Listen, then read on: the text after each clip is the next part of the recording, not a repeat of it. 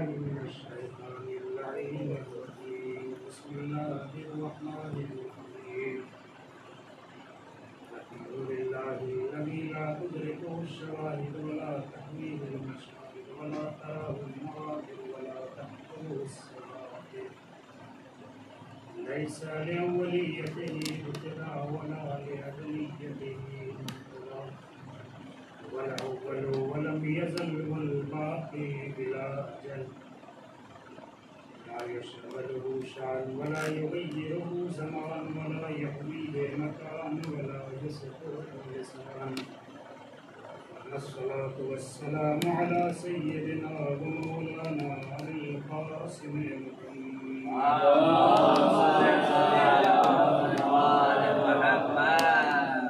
وعلى آله الطيبين الطاهرين المعصومين المظلومين الذين أذهب الله عنهم الرجس وطهرهم تطهيرا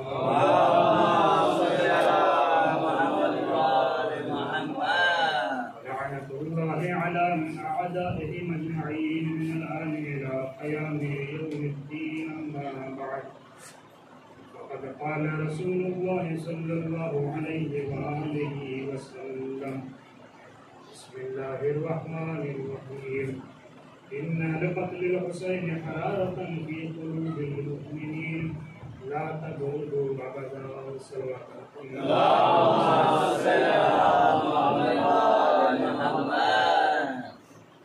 فیضان محترم عزیزان اللہ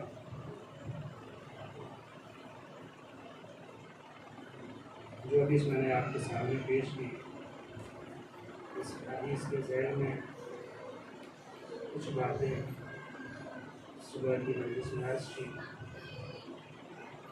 کچھ باتیں اس مجلس میں انشاءاللہ عرض کرنے کی کوشش کروں گا پیغمبر فرماتے ہیں یقیناً قتل حسین کے سبب مومنین کے دلوں میں ایک ایسی حرارت ہے ایک ایسی گرمی ہے جو کبھی بھی ٹھنڈی نہیں ہوئی ماہ محرم آ گیا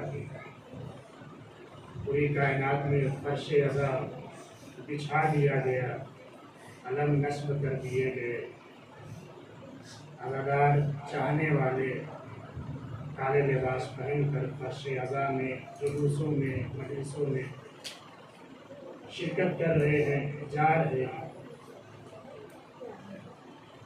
یقیناً ماہ محرم اہل بیت سے رابطہ برقرار کرنے کا بہترین مہینہ ہے اس اول محرم میں ہی اگر اب بھی ہمیں احساس ہے ہمیں معلوم ہے کہ ہمارے اندر کوئی کمی ہے تو اس مجلس حسین کے صدقے اس فرش عزا کے صدقے خدا سے توفیق طلب کریں کہ وہ کمی دور ہو جائے کیونکہ حسین بہت عظیم ہستی ہے یہ جو آج کائنات میں جو بھی عزا خانے ہیں چاہے چھوٹے ہوں یا بڑے ہوں جہاں بھی فرش عزا بچھایا گیا ہے چاہے چھوٹا فرش عزا ہو یا بڑا فرش عزا ہو ظاہراً جہاں بھی فرش عزا بچھا ہے جہاں بھی عزا خانہ ہے جہاں بھی مجلس ہو رہی ہے جہاں بھی چھوٹے چھوٹے بچے اپنے ہاتھوں میں چھوٹے چھوٹے علم لے کر زبان پہ یا حسین کہہ رہے ہیں ان کا یہ یا حسین کہنا ان کا ان مجلسوں میں آنا فرش عزا پہ بیٹھنا دشمنوں کے سال بھر کے پروپیگنڈے کو نابود کر دیا کرتا ہے یہ محرم یہ عاشورہ یہ کربلا کسی ایک زمانے سے مربوط نہیں ہے کسی ایک مکان سے مربوط نہیں ہے بلکہ یہ محرم و عاشورہ و کربلا ہر زمانے سے مربوط ہے ہر مکان سے مربوط ہے اسی لیے کہا گیا کل یوم عاشورہ وکل ارض کربلا یہ ماہ محرم یہ عاشورہ یہ کربلا ہر زمانے میں انسانوں کی رگ حیات میں دوڑتا ہوا وہ خون ہے جو ہمیشہ انسانیت کو زندہ رکھے گا خدا کا ارادہ ہے کہ ذکر حسین باقی رہے گا فکر حسین باقی رہے گی، لوگوں تک پہنچتی رہے گی۔ توجہ کیجیے گا، یہاں سے جو پیش کرنا چاہتا ہوں، جو بہت جس میں آپ کی توجہ چاہتا ہوں، کربلا دراصل دو فکر کے تقابل کا نام ہے، دو کردار کے تقابل کا نام ہے، دو کلچر کے تقابل کا نام ہے، دو آئیڈیالوجی کے تقابل کا نام ہے، دو لاجک کے تقابل کا نام ہے۔ بہت غور کیجیے گا اس تقابل، لفظ تقابل کو جو چاہتا ہے۔ کربلا حق و باطل کے تقابل کا نام ہے، کربلا سچ اور جھوٹ کے تقابل کا نام ہے، کربلا ہدایت اور ضلالت کے تقابل کا نام ہے، کربلا خوش قسمتی اور بدقسمتی کے تقابل کا نام ہے، کربلا خیر اور شر کے تقابل کا نام ہے۔ بس لفظوں کو سمیٹ کے یوں کہوں، ایک طرف خدا ہی خدا ہے، دوسری طرف شیطان ہی شیطان ہے۔ صلوات پڑھیں محمد۔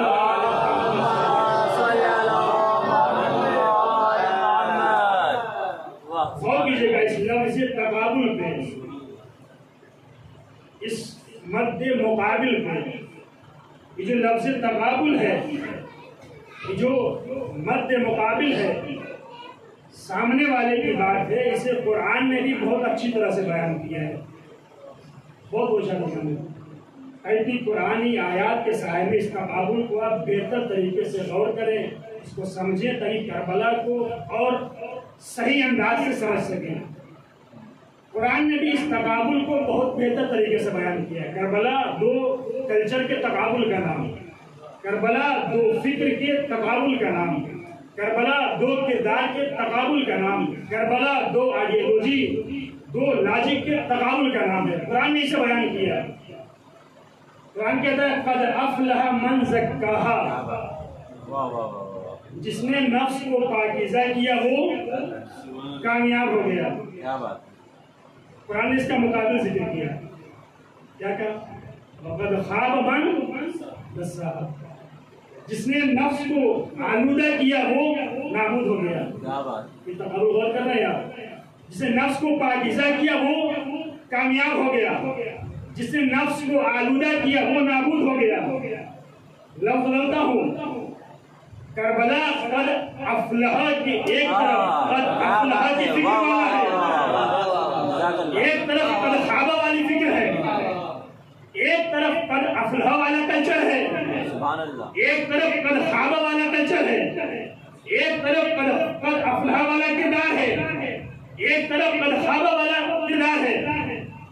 آگے بڑھیں، قرآن کہتا ہے لا یستوی اصحاب النار واصحاب الجنہ واصحاب الجنت هم الفائزون، جنت والے جہنم والے برابر نہیں ہو سکتے۔ کربلا اسی کو بیان کر رہی، ایک طرف جنت والے ہیں، کیا بات ہے، ایک طرف جہنم والے ہیں، ایک طرف جنتیوں کا کلچر ہے، ایک طرف جہنمیوں کا کلچر ہے، ایک طرف جنتیوں کی فکر ہے، ایک طرف جہنم والوں کی فکر ہے، ایک طرف جنتیوں کی آئیڈیالوجی ہے، ایک طرف جہنمیوں کی آئیڈیالوجی ہے۔ آگے بڑھیں، قرآن پھر فرماتا ہے ما یستوی الاعمی والبصیر، بینا اور نابینا برابر نہیں ہو سکتے۔ ایک طرف بینا والوں کی فکر ہے، ایک طرف نابینا والوں کی فکر ہے۔ کربلا اسی کو بیان کر رہی، ایک طرف بینا والوں کا کلچر ہے، ایک طرف نابینا والوں کا کلچر ہے۔ قرآن آگے بڑھا هل يستوي الذين يعلمون والذين لا يعلمون، کیا وہ لوگ جو جانتے ہیں اور وہ لوگ جو نہیں جانتے ہیں برابر ہو سکتے ہیں؟ برابر نہیں ہو سکتے۔ کربلا اسی کو بیان کر رہی ہے، ایک طرف عقل و شعور والوں کا کلچر ہے، ایک طرف جاہلوں کا کلچر ہے، ایک طرف عقل و شعور والوں کا کردار ہے، دوسری طرف جاہلوں کا کردار ہے۔ غور کیجئے گا، قرآن آگے بڑھا کے فرماتا ہے فَأَمَّا مَنْ ثَقُلَتْ مَوَازِينُهُ فَهُوَ فِي عِيشَةٍ رَاضِيَةٍ، جس کے اعمال میں سنگینی پائی جائے گی وہ اپنی پسندیدہ عیش و آرام میں زندگی بسر کرے گا۔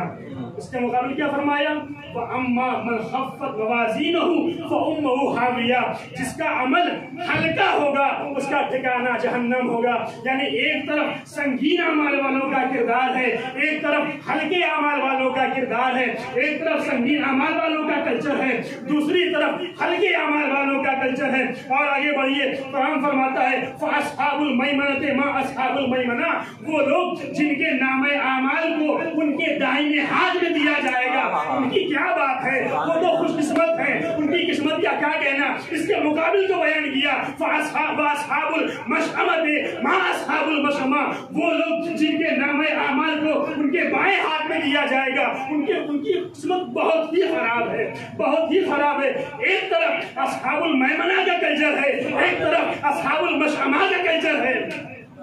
سبحان اللہ سبحان اللہ۔ اور کیجئے، غور توجہ کیجئے، میں کلام کرنا چاہتا ہوں۔ قرآن آگے بھی بڑھا ان الذین کفروا من اہل الکتاب والمشرکین فی نار جہنم خالدین فیہا اولئک هم شر البریہ، وہ لوگ جو کافر ہو گئے اہل کتاب میں سے اور وہ لوگ جو مشرک ہیں وہ نار جہنم میں رہیں گے، ہمیشہ ہمیشہ رہیں گے۔ یہ کون لوگ ہیں؟ اولئک هم شر البریہ، یہ بدترین اخلاق والے ہیں، یہ بدترین اخلاق والے ہیں۔ یہ ایک طرف کا حصہ، اس کو الٹا کیا بیان کیا مقابل میں؟ ان الذین آمنوا وعملوا الصالحات اولئک هم خیر البریہ، جو ایمان لے کے آئے، جو عمل صالح انجام دیے، وہ خیر البریہ ہیں، بہترین اخلاق والے ہیں۔ کربلا اسی کو بیان کر رہی ہے۔ ایک طرف شر البریہ والے ہیں، سبحان اللہ، ایک طرف خیر البریہ والے ہیں، دونوں کا کلچر آمنے سامنے ہے۔ کربلا اسی کو بیان کر رہی ہے تاکہ اب پہچانے۔ قرآن اور آگے بڑھا، آواز دیتا ہے اولئک علی ھدی من ربہم اولئک هم المفلحون، وہ لوگ جو اپنے پروردگار کی ہدایت پہ قائم ہیں وہ کامیاب ہیں، وہ کامیاب ہیں۔ اس کا مقابل بیان کیا وَمَن يُضْلِلِ اللَّهُ فَأُولَٰئِكَ هُمُ الْخَاسِرُونَ، جنہیں خدا نے گمراہ کر دیا وہ گھاٹے میں رہنے والے ہیں۔ کربلا اسی کو بیان کر رہی ہے، ایک طرف مفلحون ہیں، ایک طرف خاسرون ہیں۔ قرآن اور آگے بڑھا، آواز دیتا ہے وَأَصْحَابُ الْيَمِينِ مَا أَصْحَابُ الْيَمِينِ وَأَصْحَابُ الشِّمَالِ مَا أَصْحَابُ الشِّمَالِ۔ اب آپ نے غور کیا کربلا کس چیز کو بیان کر رہی ہے؟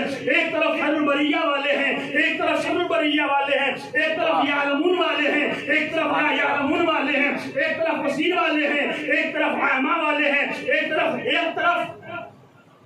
علم رکھنے والے ہیں، ایک طرف جاہل ہیں۔ بس یہ سمجھیں کہ ان الذین، بس یہ سمجھیں کہ ایک طرف اولیاء اللہ ہیں، ایک طرف اولیاء طاغوت ہیں۔ صلوات پڑھیں محمد صلی اللہ سبحان اللہ سبحان اللہ۔ اس تقابل کو آپ نے غور کیا قرآن میں کیسے خدا نے بیان کیا ہے کہ اصحاب میمنہ والے کون ہیں، اصحاب مشأمہ والے کون ہیں۔ یہ سب اسی کا خلاصہ ہے جسے کربلا نے دنیا کے سامنے پیش کیا ہے۔ جو قرآن کی آیت ہے جو تقابل کو بیان کر رہی ہے، آئے ذرا حدیث کی روشنی میں دیکھتے ہیں اس تقابل کو تاکہ اور بہتر طریقے سے واضح ہو سکے۔ اللہم صلی ہمارے اور آپ کے چھٹے امام، امام جعفر صادق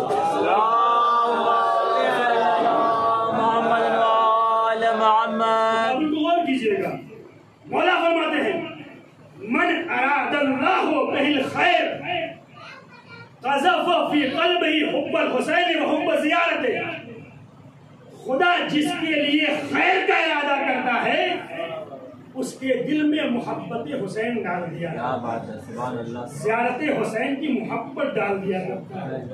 یہ ایک طرف کا پہلو۔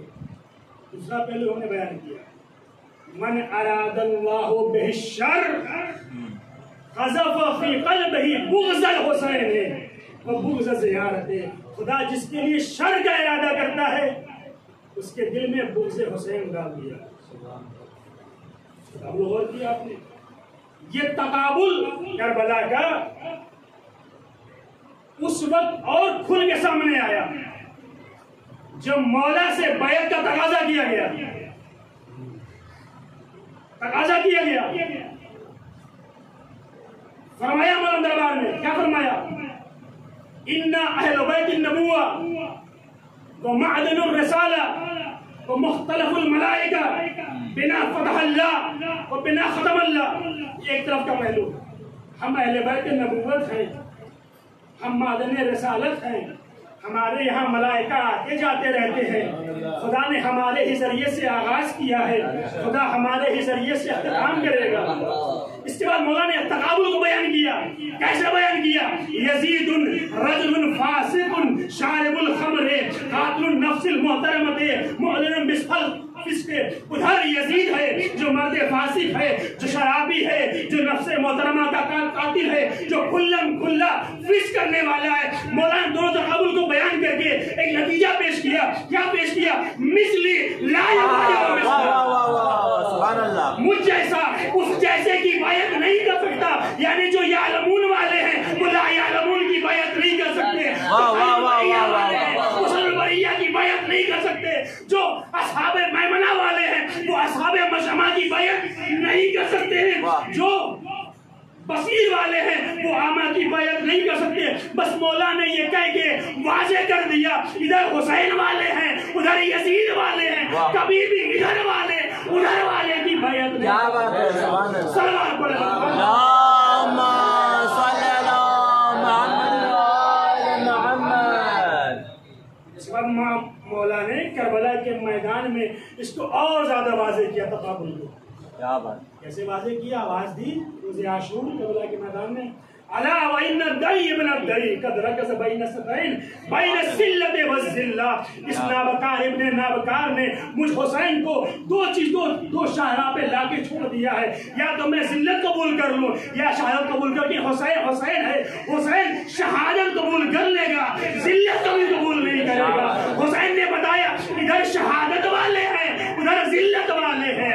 سلام پڑھیں۔ اللہم صلی علی محمد وآل محمد۔ کیا بات ہے، سبحان اللہ، جزاک اللہ۔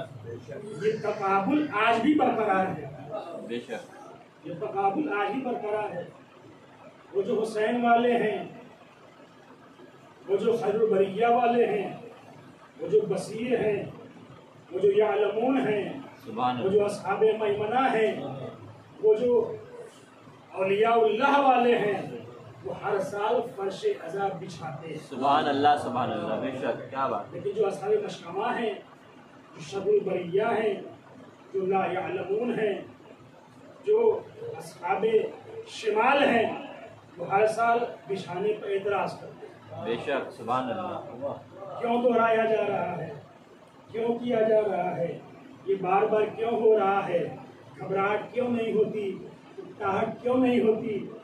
اس کا ایک جواب میں نے صبح ڈسکس کیا تھا آپ کے ساتھ، باقی دو جواب قرآن کی روح سے پیش کروں، یہاں پہ بہت بھروسہ کر کے بولتا ہوں۔ اللہم صلی علی محمد وآل محمد۔ غور کیجیے گا، پچھلے سال بھی کچھ آیتیں آپ کے سامنے پیش کی تھی، اس کا ایک رخ بیان کیا تھا، ایک رخ آج آپ کے سامنے بیان کر دیتا ہوں۔ قرآن میں فرمایا فذکر ان نفعت الذکریٰ، پیغمبر یاد دہانی کراتے رہیے اگر یاد دہانی کا فائدہ ہو۔ کیا بات، بے شک، سبحان اللہ، فإن الذکریٰ تنفع المؤمنین، یاد دہانی کرانے سے مومنین کو فائدہ ہوتا ہے۔ سبحان اللہ، میں نے ایک فائدہ عرض کیا تھا جیسا کُلًا نقص علیک من انباء الرسل ما نثبت به فؤادک۔ پیغمبر ہم آپ کے سامنے جو یہ انبیاء کے قصے بیان کر رہے ہیں، اس میں 3-4 فائدے ہیں، دہراؤں گا نہیں آپ کے سامنے۔ اس کا دوسرا حصہ غور کیجیے گا، قرآن میں لفظ ہے وذکر، میں دیکھا آپ نے ایک پہ سرچ کیجیے گا، ملے گا کہاں کہاں یہ وذکر، بہت زیادہ مقامات پہ یہ وذکر آیا ہے۔ قرآن خدا کہتا ہے وذکر اللہ ذکر کثیرا، زیادہ سے زیادہ خدا کا ذکر کرتے رہو۔ وذکر اسم ربک، اپنے پروردگار کے نام کا ذکر کرتے رہو۔ فاذکرونی اذکرکم، تم میرا ذکر کرو میں تمہارا ذکر کروں گا۔ یہ تو خدا کے تذکرے کی بات ہو گئی۔ خدا نے اپنے تذکرے کے بعد اپنے پیغمبر کے ذریعے سے مختلف انداز میں، مختلف لہجے میں کئی لوگوں کو، مختلف لوگوں کو یاد کرنے کا حکم دیا ہے۔ اسے غور کیجیے گا، فرماتا ہے خدا وَاذْكُرْ فِي الْكِتَابِ مریم، پیغمبر آپ کتاب میں مریم کو یاد کیجیے. بہت غور سے عرب پڑھ رہا ہوں. پھر فرماتا ہے وَاذْكُرْ فِي الْكِتَابِ موسیٰ، پیغمبر اس کتاب میں موسیٰ کو یاد کیجیے، ان کا ذکر کیجیے. کیوں؟ إِنَّهُ كَانَ مُخْلَصًا وَكَانَ رَسُولًا نَبِيًّا، وہ خالص تھے، رسول و نبی تھے. پھر فرماتا ہے وَاذْكُرْ فِي الْكِتَابِ ابراہیم إِنَّهُ كَانَ صِدِّيقًا نَبِيًّا، پیغمبر آپ کتاب میں ابراہیم کو یاد کیجیے، وہ سچے نبی تھے. پھر فرماتا ہے وَاذْكُرْ فِي الْكِتَابِ ادریس إِنَّهُ كَانَ صِدِّيقًا نَبِيًّا، پیغمبر آپ کتاب میں ادریس کو یاد کیجیے، وہ سچے نبی تھے. پھر فرماتا ہے وَاذْكُرْ فِي الْكِتَابِ اسماعیل إِنَّهُ كَانَ صَادِقَ الْوَعْدِ وَكَانَ رَسُولًا نَبِيًّا، پیغمبر کتاب میں اسماعیل کو یاد کیجیے، وہ اپنے وعدے کو سچ کر دکھانے والے تھے، وہ رسول تھے، وہ نبی تھے. پھر فرماتا ہے وَاذْكُرْ عِبَادَنَا إِبْرَاہِیمَ وَإِسْحَاقَ وَيَعْقُوبَ أُولِي الْأَيْدِي وَالْأَبْصَارِ، پیغمبر ہمارے بندوں کو یعنی ابراہیم کو، اسحاق کو، یعقوب کو یاد کیجیے. پھر فرماتا ہے وَاذْكُرْ إِسْمَاعِیلَ وَالْيَسَعَ وَذَا الْكِفْلِ كُلٌّ مِنَ الْأَخْيَارِ، اسماعیل کو یاد کیجیے، یسع کو یاد کیجیے، ذوالکفل کو یاد کیجیے. پھر فرماتا ہے وَاذْكُرْ عَبْدَنَا أَيُّوبَ إِذْ نَادَىٰ رَبَّهُ، پیغمبر ہمارے بندے ایوب کو یاد کیجیے جب انہوں نے اپنے پروردگار کو پکارا. پھر فرماتا ہے وَاذْكُرْ عَبْدَنَا داؤد، پیغمبر ہمارے بندے داؤد کو یاد کیجیے. یہ لفظ وَاذْكُرْ کہنا ہے، یعنی کئی مرتبہ کا وَاذْكُرْ یاد کیجیے، دہرائیے، یاد کیجیے، یا کہانی کرائیے. اچھا، اسی مفہوم کو قرآن نے ایک اور لفظ بیان کیا ہے. ایک اور لفظ وہ کیا ہے؟ کہتا ہے وَاتْلُ عَلَيْهِمْ نَبَأَ نُوحٍ، وَاتْلُ، پیغمبر ان کے سامنے نوح کا قصہ بیان کیجیے. وَاتْلُ عَلَيْهِمْ نَبَأَ ابراہیم، پیغمبر ان کے سامنے ابراہیم کا قصہ بیان کیجیے. وَاتْلُ عَلَيْهِمْ نَبَأَ ابْنِ آدم، پیغمبر ان کے سامنے آدم کے دونوں بیٹوں کا ذکر کیجیے. اور کیا آپ نے یہ قرآن میں اتنی جگہ کلمہ وَاذْكُرْ کے ساتھ اتنے انبیاء کا نام ذکر کیا گیا. اس کے علاوہ بھی کچھ انبیاء کا نام قرآن نے لیا.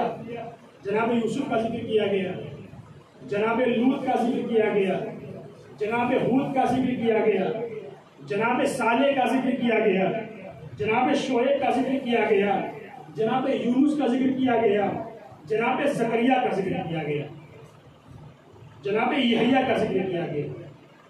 اتنے سارے انبیاء کا ذکر کیا گیا. خدا نے پیغمبر سے کہلوایا پیغمبر ان کا ذکر کیجیے.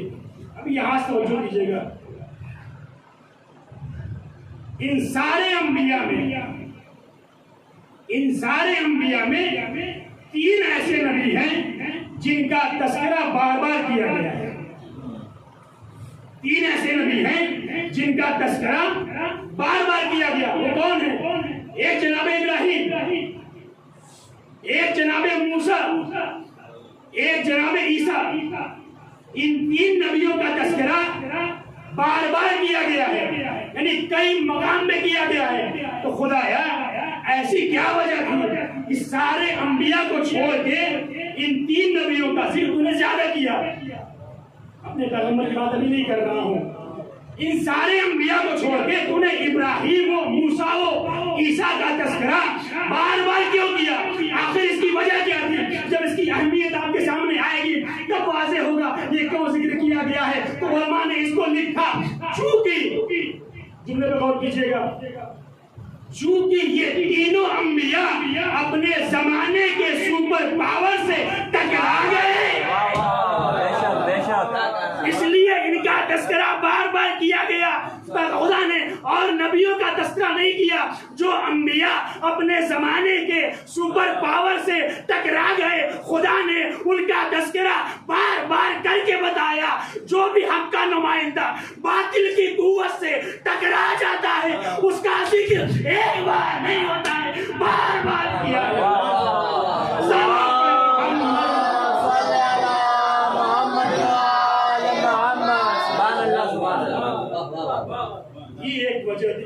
ان کا تذکرہ بار بار کیا گیا. جو انبیاء، جو حق کا نمائندہ باطل میں قوت سے ٹکرا جاتا ہے اس کا ذکر بار بار کیا جاتا ہے. کربلا اسی کو بیان کر رہی ہے.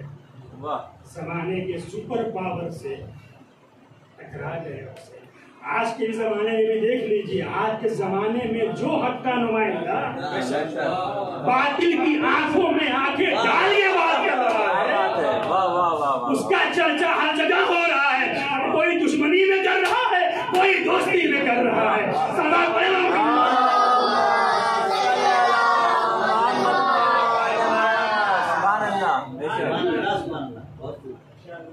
یہ ایک بندے کا ہے جو نے پیش کیا. دوسری آیت جو بات ختم کروں گا اس کے بعد پھر غور کیجیے گا، یہ بار بار کیوں دہرایا جا رہا ہے، کیا کیا جائے. قرآن میں سورہ ہے، سورہ بروج، اس میں خدا کہتا ہے والسماء ذات البروج والیوم الموعود وشاہد ومشہود قتل اصحاب الاخدود اذ هم علیہا قعود وهم على ما يفعلون بالمؤمنین شہود وما نقموا منهم الا ان يؤمنوا باللہ العزیز الحمید. غور کیجیے گا، قرآن کہتا ہے قسم ہے آسمان کی جو آسمان برجوں والا ہے، قسم ہے یوم موعود کی، قسم ہے شاہد کی، قسم ہے مشہود کی. لعنت ہو اصحاب حدود پر، اصحاب الحدود، لعنت ہو اصحاب حدود پر. اذ ہم علیہا قعود، جب وہ گڑھے میں، ایک بڑے گڈھے میں لگائی ہوئی آگ کے ارد گرد بیٹھے ہوئے تھے. وہم علی ما یفعلون بالمؤمنین شہود، اور وہ اصحاب حدود اس گڑھے کے ارد گرد بیٹھے ہوئے مومنین کے ساتھ جو کچھ کر رہے تھے اس کا تماشا دیکھ رہے تھے. وما غور کیجیے گا یہاں سے یہ قصہ کیا تھا، خلاصہ کر دو. اصحاب حدود کچھ مومنین تھے، کچھ دشمن تھے. انہوں نے ایک گڑھا کھودا، گڑھے میں آگ لگائی، تیز آگ لگائی اور سارے مومنین کو اس میں جلا دیا اور خود اس گڑھے کے کنارے بیٹھ کر اس کا تماشا دیکھتے رہے کیسے وہ چل رہے ہیں. قرآن اس کو بیان کر رہا ہے. خدا یہاں پہ دو کام کر رہا ہے، ایک تو ان مومنین کا تذکرہ کر رہا ہے، ساتھ میں ان جلانے والوں پر لعنت بھی بھیج رہا ہے. کیا بات ہے، اصحاب الحدود غور کیجیے گا، ان پہ لعنت بھی بھیج رہا ہے. انہیں کیوں مارا گیا، غور کیجیے گا یہاں جملہ سے ہے وما نقموا منهم الا ان يؤمنوا باللہ العزیز الحمید. ان لوگوں نے، ان کافروں نے، دشمنوں نے ان لوگوں سے انتقام کیوں لیا؟ صرف اس کی ایک وجہ ہے. کیا وجہ تھی اس انتقام لینے کی؟ کہ ان یؤمنوا باللہ العزیز الحمید، یہ خدائے عزیز و حمید پہ ایمان رکھتے تھے. سمجھ لفظ کو، یعنی ان لوگوں کو مارا گیا، ان لوگوں کو قتل کیا گیا. کیوں؟ کیونکہ یہ خدا پہ ایمان رکھتے تھے. ان کو ایمان کی وجہ سے مارا گیا. کیوں مارا گیا؟ ایمان کی وجہ سے مارا گیا. جب ان لوگوں کو ایمان کی وجہ سے مارا گیا تو خدا ان کا تذکرہ بھی کر رہا ہے، ان کے مارنے والوں پہ لعنت بھی بھیج رہا ہے. اور کیا آپ نے اب آئے کربلا میں اس کو لکھیے گا، جب مولا نے روزے عاشور پوچھا تھا یہ بتاؤ مجھے کیوں قتل کر رہے ہو، کیا میں نے حلال محمدی کو حرام کیا ہے؟ کہا نہیں. کیا میں نے حرام محمدی کو حلال کیا ہے؟ کہا نہیں. کہا پھر کیوں قتل کر رہے ہو؟ کہا بغضا لابیک. وہاں کیا کہا تھا؟ ایمان کی وجہ سے مارے گئے. کیا کیوں قتل کر رہے ہو؟ کہا بغضا لابیک، آپ کے بابا کے بغض میں مار رہے ہیں. آپ کے بابا کون؟ جنگ خندق یاد کیجئے، برز الایمان کلو الی الکفر کل ایمان کل کفر کے مقابلے میں جا رہا ہے.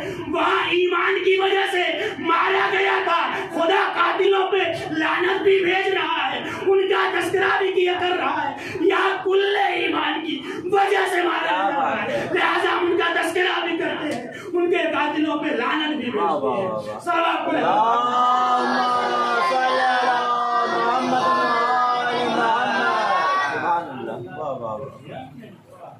उनको ईमान की वजह से मारा गया, तो खुदा उनका तस्करा हुसैन कुल ईमान की वजह से मारा। हम क्यों न उनका तस्करा, हम क्यों न उनके कातिलों को लानत भेजें। आज हम बैठे हैं सयाम अज़ा के आगाज में उसी हुसैन को याद, करबला वालों का गम याद करने के, अपना गम भुला कर हर एक हुसैनी गम हुसैन मना लिया। बहुत सारे लोग अपना काम काज छोड़ कर आ जाते हैं वतन ताकि हुसैन के लिए एक परदेसी के लिए कर सके। ये फर्शेज़ा बड़ी मेहनतों से हम तक पहुँचा है, बड़ी मुश्किलों से हम तक पहुँचा है। हमारे खून से गाड़ी बनाए गए, माओं की गोदियों में बच्चों को कुर्बान किया गया, तब जाके ये पहुँचे। ऐसा वक्त भी था जब माँ बाप अपने जवान बच्चे को बाजार में बेच कर फर्शेज़ा बिछा। आज तो हमारे लिए आसानी है।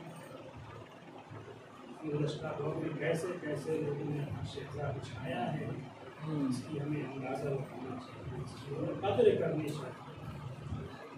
फर्शेज़ा की बड़ी अहमियत। एक वाक़या पेश करके आपकी ज़हमत तमाम करूँगा।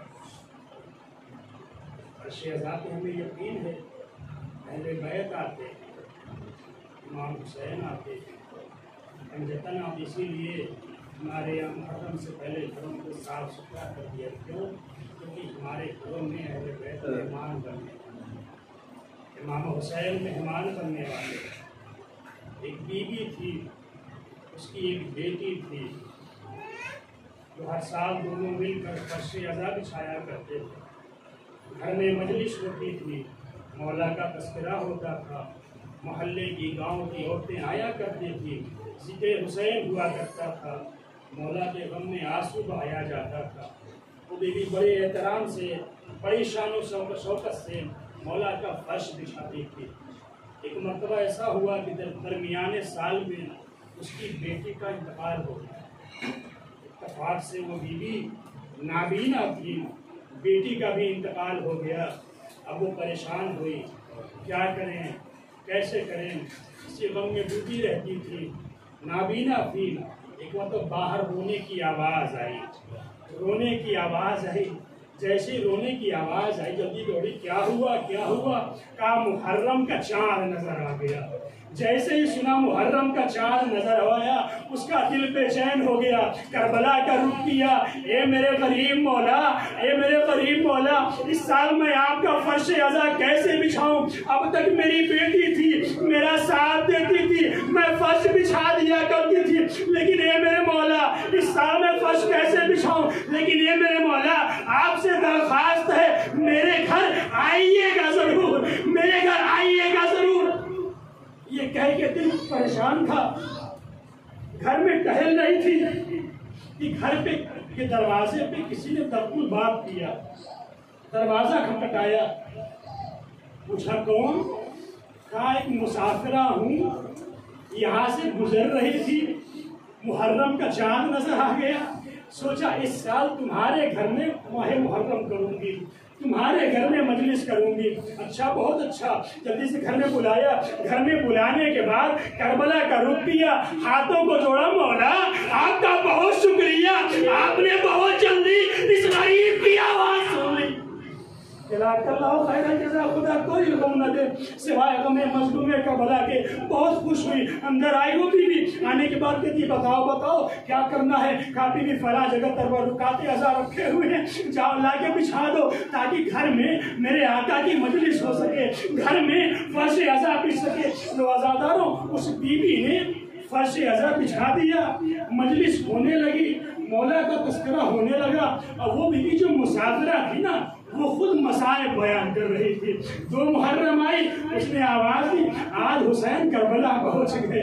کچھ دنوں بعد بھی فرمایا آج مولا کا قاتل کربلا پہنچ گیا. فرمایا آج حسین کے بچوں پہ پانی بند کر دیا گیا. جب صبح عاشور آئی, وہ بی بی ہر ایک کا تذکرہ کر رہی ہے, ہر ایک کا مسائب بیان کر رہی ہے. لیکن جیسے ہی وقت عصر آیا, وہ بی بی کہتی ہے دیکھو میں کچھ دیر کے لیے کہیں جا رہی ہوں, تھوڑی دیر میں واپس آ جاؤں گی, تھوڑی دیر میں واپس آ جاؤں گی. وہ بی بی چلی گئی, کچھ دیر کے بعد واپس آئی. وہ بی بی سوم تک اس نابینا بی بی کے گھر میں رہی, مجلس ہوتی رہی, فرش بچھا رہا. وہ بی بی کہتی ہے اس سال ماہ محرم میں میرے گھر میں جو مجلسوں کی رونق ہے وہ اس سے پہلے کبھی نہیں ہوتی تھی. جب گھر میں مجلس ہوتی ہے, گھر میں ماتم ہوتا ہے, تو ایسا لگتا ہے عزا خانے کی ہر کرو دیوان سے یا حسین کی اللہ خیر جگہ. خدا کوئی غم نہ دے سوائے غم مظلوم کربلا کے. عزاداروں آخری فقرہ اگر محسوس کر لیا تو بہت روگے, سلوم ختم ہو گیا. وہ بی بی کہتی ہے اچھا دیکھو تمہارے آقا کی مجلس ہو گئی نا, تمہارے مولا کا فرش بچھ گیا نا, اب مجھے اجازت دو, میں جا رہی ہوں, 40 پہ پھر واپس آ جاؤں گی, 40 پہ پھر واپس آ جاؤں گی. اس نے ہاتھ جوڑا, بی بی تمہارا بہت شکریہ, تم نے بہت زحمت کی, تم نے بڑی محنت کی, تمہارا بہت شکریہ. اچھا ٹھہرو تھوڑا سا رکو. وہ بی بی اندر گئی, سمجھے کیا ہوں, وہ بی بی اندر گئی, اندر جا کے ہاتھ میں ایک چھوٹی سی چھوٹی سی تھیلی لے کر آئی, لے آ کے بولی بی بی یہ لو. کہا بی بی یہ کیا ہے؟ کہا غریب ہوں اس سے زیادہ نہیں دے سکتی, غریب ہوں اس سے زیادہ نہیں دے سکتی. اب جیسے اس بی بی نے اس تھیلی کو لیا, لے جا کے شہنشین پہ رکھ دیا, کربلا کا رخ کیا. اے میرے لال دیکھ رہے ہو تمہارے غم میں تمہاری ماں کو سیلاب ملا, پیروں کو بدلا. اے بیوی تم بولو نہیں پہچانا میں کوئی اور نہیں, حسین کی دختیاری ماں فاطمہ زہرا ہوں, تمہارے گھر میں مجلس کر رہا ہوں.